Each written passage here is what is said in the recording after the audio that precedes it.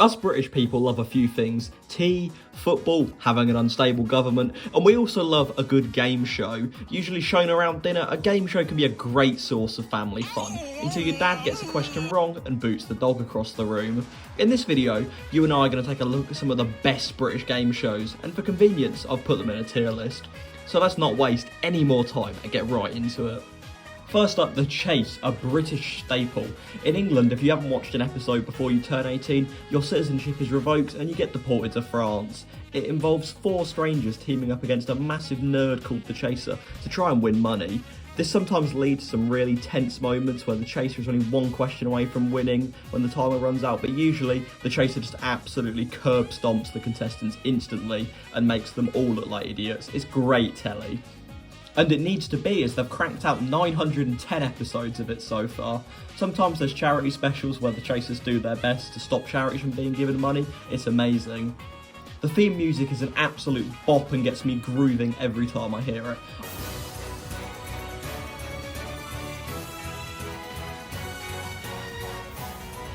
I think we can all agree The Chase is an easy S tier. There's an American version of it, but it doesn't have England's favourite small man Bradley Walsh in it, so it automatically sucks.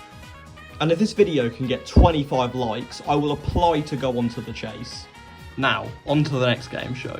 And next we have the complete opposite of a good game show, a bad game show, and that is Pointless. I actually couldn't think of a more fitting name for this show.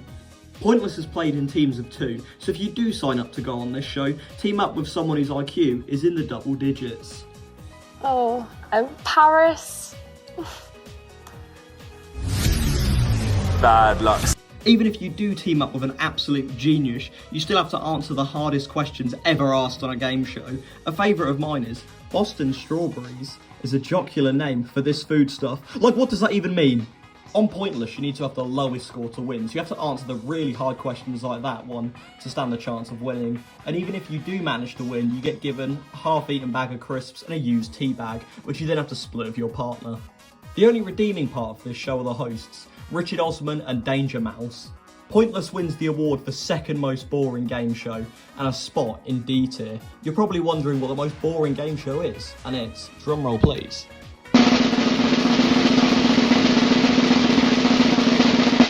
Countdown. Woo, yay. That's the wrong countdown. There we go. That's the right one. It's a show that's always on at your nan's house and is pretty much the old people equivalent of that one iMessage game. Contestants have 30 seconds to try and spell the longest word possible with the given letters. Sounds absolutely thrilling, I know. The most fun part is hearing the iconic countdown clock go off because it means you're another round closer to the end of the show. While I was researching this video, I found out there's a part in the show where they do maths or something. It took me 3 attempts to pass my maths GCSE, so I'm not even going to try and explain it. Being really boring and involving maths has earned Countdown a not so comfortable spot in the bottom of the tier list. Next we have Tipping Point. It's the game show equivalent of 2p machines, except instead of winning prime key rings and a fidget spinner, you win money and trips for you and your family. Just look how excited this guy is. Well, a family day pass something historic, North Yorkshire Moors realm. Oh, wicked! Lovely prize. Can't wait to take the family on that. I wish I could be as excited for a train trip as this guy. The rules for Tipping Point are pretty simple. Get a question right, put a coin in the machine. There may or may not be magnets in the machine to control where your coin goes though. All the videos claiming to expose the magnets are shot like they've just found evidence Bigfoot exists. Like, calm down Dave, it's not that deep. Go get yourself a Stella. The questions on Tipping Point are way easier than other game shows, so you don't feel like an absolute melt watching it with your family. Now, Tipping Point is an okay game show. Like, it's a good way to kill an hour, but you miss out on absolutely nothing if you don't watch it. This, and the fact that Ben Shepherd is the human equivalent of a just ham sandwich, lands Tipping Point in the B tier. Now we have one of the most unique game shows, and that is Catchphrase. In Catchphrase, 3 contestants take turns to try and figure out what phrase is being acted out on a screen. You may be wondering, who's acting out these phrases? Well, it's Mr. Chips, of course. He's the most punchable character ever designed by a human. Like, I actually want to punch him so badly. Because there's no questions, Catchphrase is the easiest game show to play along with, as you just have to say what you see. This usually leads to someone in your family making themselves look like an absolute idiot when they just can't get any right. Like, Stevie Wonder has a higher chance of getting the answer right than your granddad. Now, regular Catchphrase is good in that, but they also do celebrity specials. If an episode starts and you see 3 comedians standing there, you know you're about to have a great time. The only downside of Catchphrase is that it's hosted by Stephen Mulhern. He's fine, but I just get the feeling that he eats cheese strings without peeling them, so for that I'm going to put Catchphrase in A tier. Now finally, at the request of my mum, we'll be reuniting with Britain's favourite small man, Bradley Walsh, and that is for a new game show, Beat the Chasers. You know, the rules for the chase are really easy to understand. Beat the Chasers just does the opposite of that, and it's just really confusing. I was sat there like an actual ham sandwich while Mum was trying to explain the rules to me. I was just so confused. Now, because my IQ's in the single digits, instead of me trying to explain the rules, here's a picture of the rules. Yes, I love words.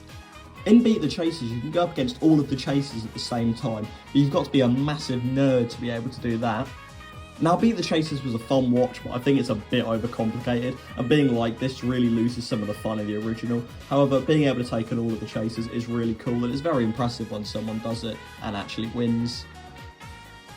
And to finish the tier list, I'm going to put Beat the Chasers in B tier. Sorry about that, Mum. And that's all the game shows I have for you today. Do you agree with my list? If not, feel free to install my taste in game shows in the comments. Now, I know I missed some big game shows like Deal or No Deal and Who Wants to Be a Millionaire, but I haven't watched much of those before, so I don't know much about them, obviously. Since I uploaded last, which was 4 months ago, damn, that's kind of a while, I finished uni, so I have time to upload regularly again, so I'll see you next time. Bye.